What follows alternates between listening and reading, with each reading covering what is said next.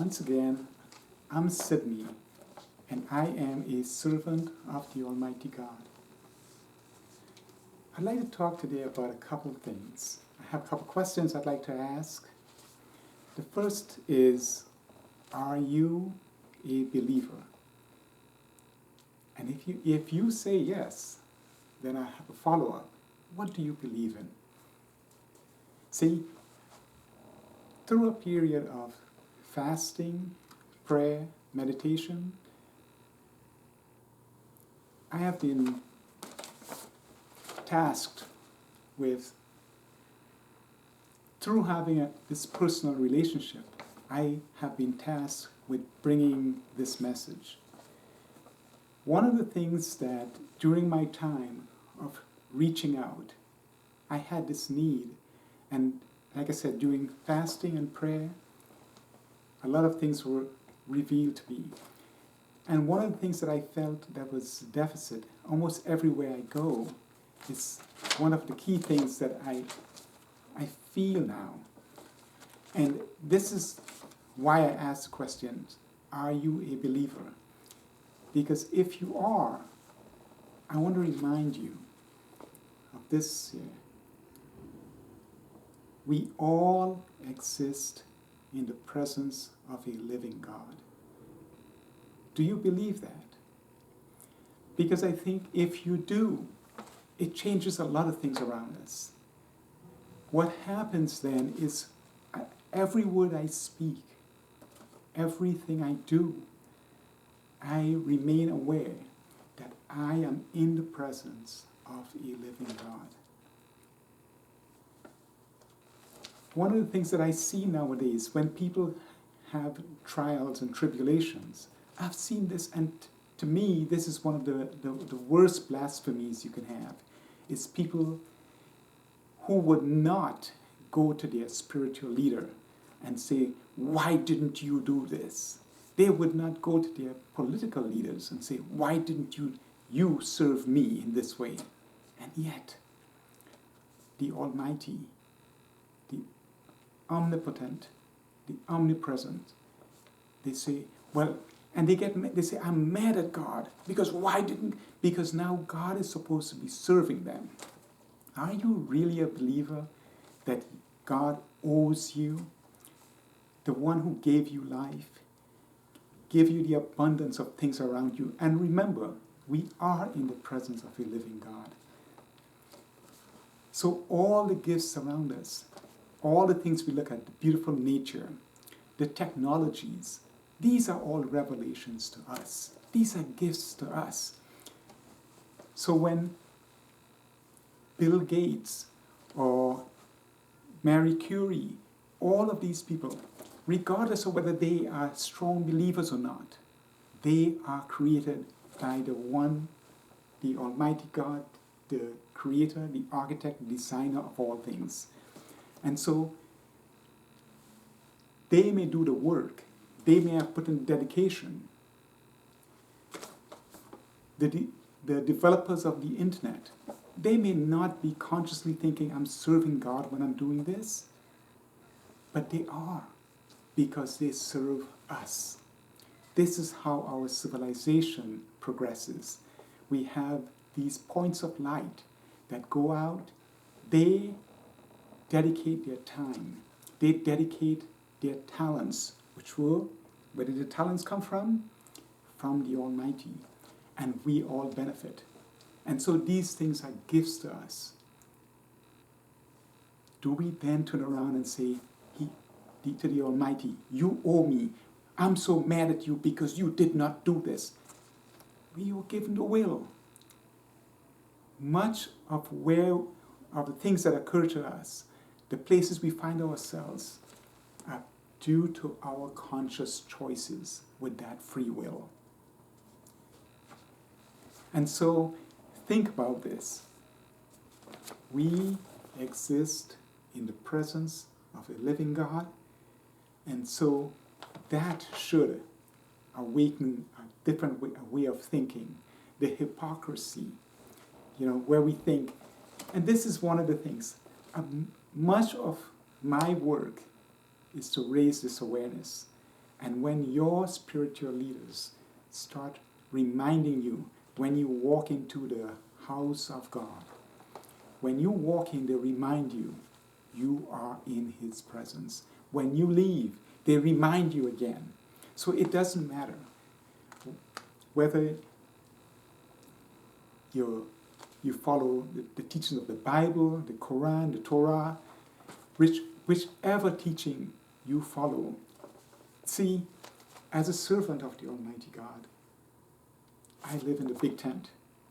The big tent where all these teachings are part of the big tent because we have one Creator. And when we recognize that, we recognize everything that's in nature, the systems that run.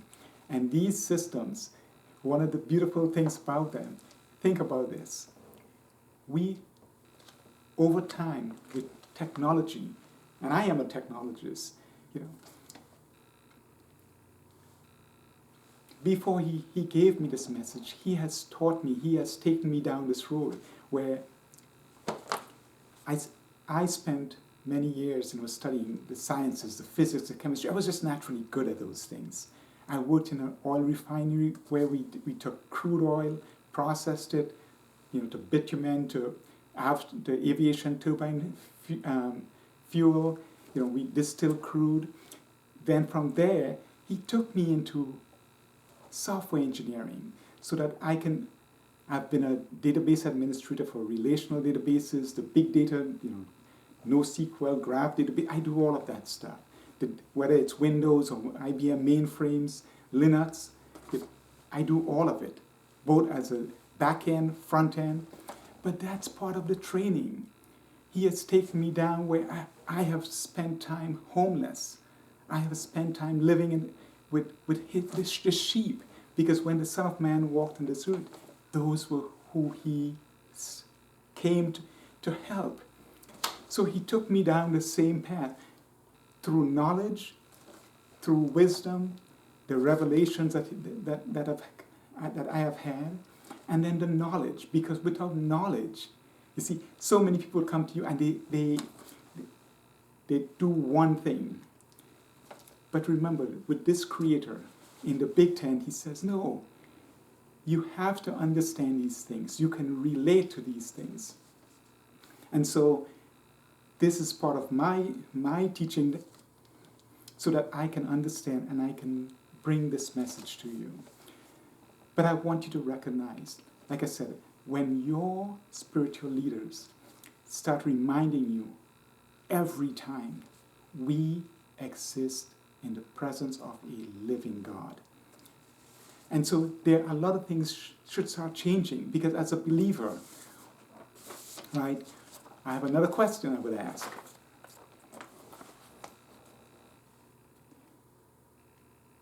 See? Because what happens is, many times, your spiritual leaders, most spiritual leaders, they take the word, the message, which is supposed to guide us and teach us and elevate us and bring us into His presence, make us aware. And this is why it's always about a personal relationship. So they are supposed to bring us into the present. God doesn't just own the past. He owns every day. As I speak now, every word that I speak, every action I take, I'm in His presence. And this is where they need to bring you. This is where you need to be. Because all the hate, see, what happens is when we think of, it's as if God was there. And most times what happens, it's as if there was a time when God existed. And God sent these messages. And God died. Or something happened. He's not there anymore. So now we got to read from this message. And then we can pick and choose, We can choose whether we want, if we want to be angry, then we go to this part. And if we want to be... But if we think of and we realize we are in His presence, all of this changes.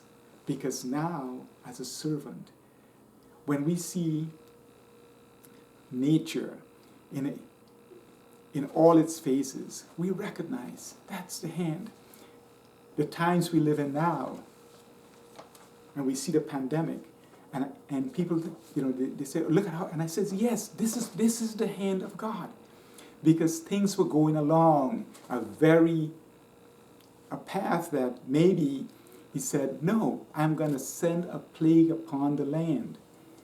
And things that were going along a certain way that we had accepted, this is the way, we see how very quickly they can change. And I'd also remind you, what we see there is a merciful God. Because if it was his will, we could have had this COVID-19 could be one of the fastest mutating viruses. It could have been, the mortality rate could have been 30, 40, 50% with this. But he said no. And there are a lot of people with all of this hate. There is so much hate in the world now because they go back to, and they cherry pick, let's say that the Bible, they cherry pick what they want. And it says, well, these people, we are all his creations. Would you imagine how things change when we recognize that? We exist in his presence. There are miracles happening around us every day. And when I speak of miracles, remember, I came from a very scientific background. So this, magical, I'm not much into that stuff. But I see the supernatural hand. When I talk about our science reveals God's methods, those are revelations to us. So we understand how nature works. Examples I can give is, the first we have to do is understand. We spend time, and it's not all of us. Again, we have the pioneers who go out there and they be hacking through stuff and first getting the knowledge, then questioning others and going in the direction. And so now we understand light, for instance. See the things we can do with light. We can even transport information in light photons. You hear about fiber optics. These are revelations by his creations for the benefit of all of us. In the 50s and 60s, if you had told someone, I can pick up a phone and see someone and have a conversation on the other side of the world, or even further out, they would say, again, it's the same thing as the flat earth. These things, this knowledge is for the benefit of all of us. And so we move forward recognizing that these are revelations. And even when I talk about, education, when we shrink the pool of people from who are allowed to be fully educated, to understand the basic principles from which they can leapfrog and move us all forward. When we shrink that, we cheat ourselves. Let me ask you a question. Has any one of you, have you heard any spiritual leader mention the fact of what is occurring today as seeing the hand of God being implemented in our lives? This is where we need to be. Our brother, George Floyd, a martyr. The world was going along, and no one knew this guy. No one knew this guy. But the Almighty said, I will take one of my sons, one of my creations, and I will put it out there, and so the whole world, the internet, everybody now sees this. And not one, I don't believe there is a spiritual leader out there who recognizes the hand of God in that. Because things can change. He says, this is where things are going. And men, we are so contemptuous of everything else other than what we can control, we say, this is the way it's going to be. As a believer, you have to see the miracles, see his hand working, recognize when he implements and he says, no, you're going along this path, I will touch these things. And so we see how he elevated one man. And so there may be many. And because there is so much hate, how is this? Because he gave us free will. And so rather than recognizing his majesty, recognizing his hand in our lives, we choose race, we choose all these criteria to hate when we are all his creations. And ultimately, to be more like him is to learn to love. And I've started that session on utopia or dystopia. I'll be doing some more on that. Because with love, we can move forward. We don't all have the same talents. That's by his design. You may be great at one thing and be very much impoverished in other areas. That's the nature. He gave us these gifts. And we have to recognize we exist in the presence of a living God, and we have to use our talents. When we are like those trees that are planted by the river, we give fruit. We give fruit. One of the things that I have to touch on as well, because a lot of the hate that goes on in the world is because of this. See, we should never, see, never is a word we don't want to use very often, but we should never replace principles with persons. Principles can be, his principles are eternal, but when we, through our own will and our prejudices, we choose people and we say we'll follow this guy, and we can tell because the knowledge is there. We can go out, we can, all the scriptures, regardless of which message you follow, the message is there. We know right from wrong. But we think that many people, we use the house of worship as a fence, right? We go from, and once we're behind that fence, we can say and do whatever. And he's only aware of what we're doing when we're behind that fence. When we come out, we can do whatever. And this is why every spiritual leader, and this is a big part of my work, must remind you, we all exist in the presence of a living God. On your way to work, at work. So a lot of the hypocrisy, the hate, all of this. And if they choose not to, because a leader in this context is really should be a shepherd to his sheep. Because when the Son of Man walked, he says, he came here to take care of his sheep. And a lot of these so-called leaders who should be shepherds, they really aren't. What they do is they're more concerned with sharing the sheep. You know, they have that big share, and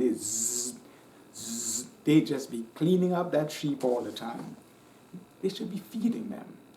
When you leave church or you leave wherever you go, you should feel enlightened. You should be smiling. You should be seeing this can be a better world. And that commitment of, I will take care, I will be a good steward. I would leave it better than when I came here. Instead, so many people, it's a point of this little group. So forget the big tent with the one creator, the designer, the architect of all that there is. My little group. And whether we wear the same robe or we dress the same or we look the same or whatever that little group is, that's the group. You know, think about the disdain. Think about the disdain. He says, the knowledge is there. Why won't you take the knowledge? Why do we have so much hate?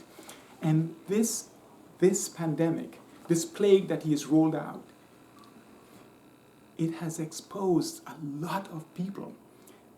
It has exposed a lot of people who say that we are the firm believers. Believers in what? In hate. You follow those that distribute hate, that do not care about people, that seek to divide, to kill, to destroy. You follow those. And this pandemic, this plague that he has put upon the land, has exposed this. And so, you are still one of his creations. We are all his sheep. You have the will. You have it within you.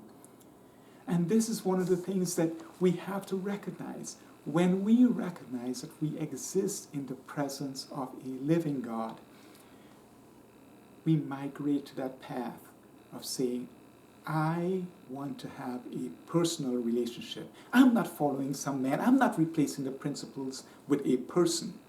Never replace his principles with any individual. The principles, because they lead you to having that personal relationship. And what does that mean? It means that when I personally am in distress, he hears my voice. He knows my voice because I have a personal relationship. I speak. I ask because I recognize I don't demand of him. I don't demand of anyone to say that, well, why didn't you do it? No. For me personally, that's blasphemy. I ask of him, I says, give me strength so I can serve your will. But if you have a personal relationship, you can speak. And you will listen also. You will listen. Your heart. There are quiet times. It's not about being in a large group. I have someone a friend of mine who once asked me, he says, Sid, we're having this retreat and it's these guys and all this stuff. And I said to him, he says, would you come and join? And I says, are you guys fasting and praying? Because this is how we face challenges. As a believer, we have to recognize, when we are enjoying our normal lives, and we are eating and we are enjoying the fruits of this earth, that's the fire within us. It gives us energy. So we become very physical. We become very emotional. When we have challenges, we need to retreat into the spiritual, to listen, to commune with him. The way we have been taught is to fast and pray. And so I said, if you guys are fasting,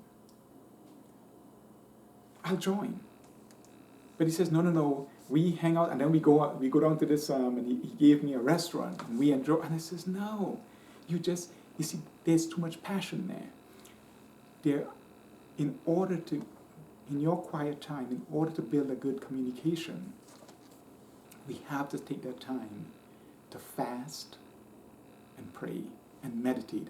And that's how when we listen.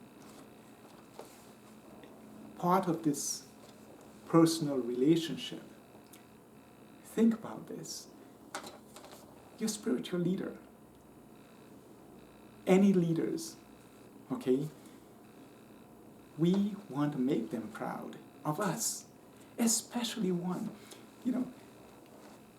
We take the time and we give so much to, my spiritual leader is all of this, he's all of this, he's all of this.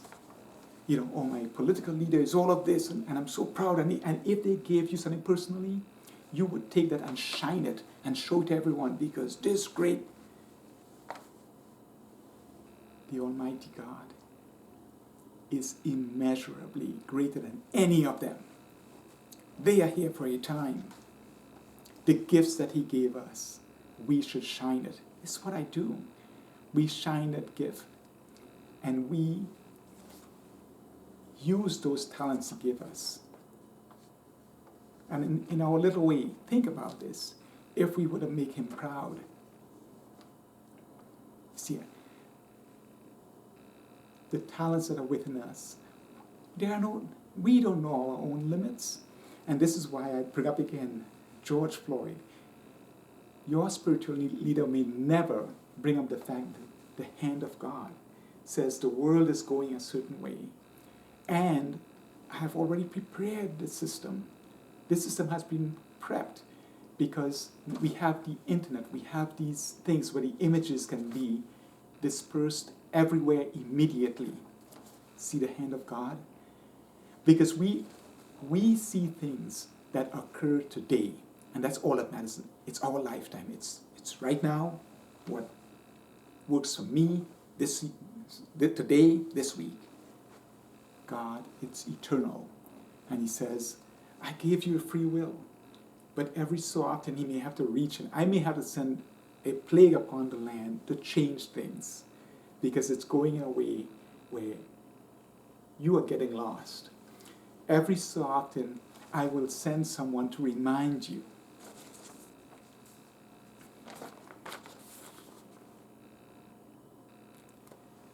We need to have that personal relationship. We need to be reminded.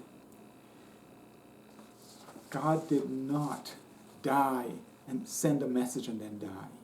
We exist in the presence of this living God. We need, every teaching should bring us towards having that personal relationship. We need to see his hand in our lives and in this world. And so going forward, like I said, a big part of my work will be done when your spiritual leaders, or whoever you follow, and I want to touch a little bit about leaders. Just think about the word leaders. That just implies something. That person should be out front. And if you're out front and you're leading, one of the qualities you must have is vision. You must have vision. You can't be looking backwards. You have to take all that knowledge, bring it here, and look forward. And when you recognize that you are in the presence of the living God, you build that relationship. You say, I ask for your knowledge. I will take the time and do the things, fast and pray, so that I can be in communication. I can lead. I can have that empathy, and I will not be filled with and teach hate. Why would you follow anyone that fosters hate? Why? Why would you follow? Hate destroys. Love builds. When I talk about, the ultimate achievement of the physical, it's power. That's what we want. The ultimate achievement of the spiritual is service, even unto sacrifice. And anyone who aspires to grow spiritually, to nurture our own intuition, which is something granted to each and every one of us, we have to be willing to serve others. It's the basis of any strong relationship. It's service. And so we be careful with the leaders we choose, but ultimately, when we recognize that we exist in the presence of a living God, that's who we seek to build a personal relationship above all things. So it's not about defying any man. It's about recognizing we exist in the presence, and so I want to have a personal relationship. I hope that you do too.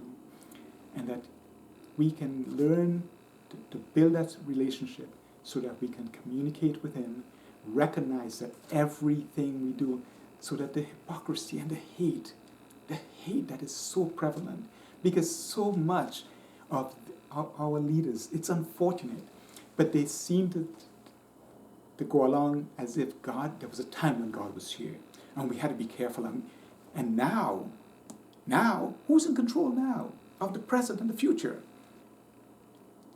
He's not as manipulative as us, where we want to micromanage everything. But he said, I gave you free will. And this mass of knowledge, it's there. It's coming from all my creations. You can see it, it's there. I gave you the tools to accumulate that knowledge so that you can be better. And we are slowly getting better. We are. We every so often, we dodge a bullet. We see fascism, we see all this hate that's rising. But he says, no. I want you to see this. Because you chose that path. But every so often he has to put his hand and says no. And there are things that I see. I'll give you miracles that I see as miracles. When you think of with Japan and the divine wind, when you think of those planes that were supposed to go, they hit every building except one. Did you think about that? 9/11. See, that's the hand of God reaching in and saying these things. But he's not there he's not a nanny. He doesn't owe us, but he says, if you look around, if your spiritual leaders look around, they will see the hand of God at work. They will see through history there are events, unexplained events. He says, no, this will not happen. See?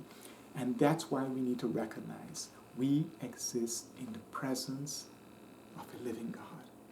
And this is one of my jobs, is to remind us. I would love also to raise up points of lights who feel and who can build that relationship. And so when asked, are you a believer? We don't have to guess because you have so much hate for this one and hate for this one and hate for that one. No, your light shines. You smile. You recognize that we are temporary. But if we are his servants, we are in good hands. And other points of light can, of our reflection, we can raise up other points of light so that when we are gone, we've served him, and hopefully he will elevate us. I'd like to thank you for taking the time to go through this. And I thank God for giving me this opportunity as well. And I remind you that my prayer is that God give me the strength to serve his will above all things. And through, whether in prosperity or in adversity, that I have the strength to follow the path and serve his will above all things. Again, I thank you for taking the time. And until next, thanks again.